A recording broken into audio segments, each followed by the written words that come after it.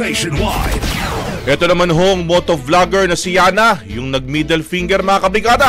Abay natasan na raw ng LTO na isuko ang kanyang lisensya. Brigada Jigo Boy Custodio, i-brigada mo! Brigada! Live report! Inatasan ng Land Transportation Office si Yana Motovlog na agad isuko ang kanya lisensya at dalhin ang motorsiklong ginamit niya sa nangyaring road rage sa Zambales sa susunod na pagdinig bukas May 8. Matatandaan na isinailalim sa 70 araw na preventive suspension ang lisensya ni Yana habang patuloy ang investigasyon sa insidente.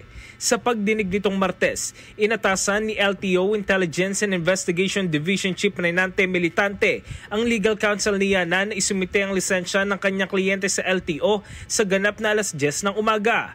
Inatasan din si Yana na dalhin ang motorsiklong ginamit niya sa insidente sa susunod na pagdinig dahil napag-alaman sa investigasyon na hindi nakarehistro sa pangalan niya ang nasabing motorsiklo.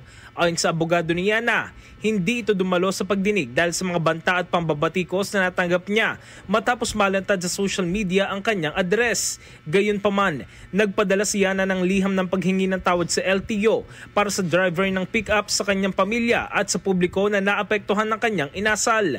Sa parehong pagdinig, isinalaysay ng driver ng pick-up na una na niyang piniling huwag palakihin ng insidente, ngunit napilitan siyang harapin ng grupo ng mga motorcycle riders na tila sinadyang hintayin siya.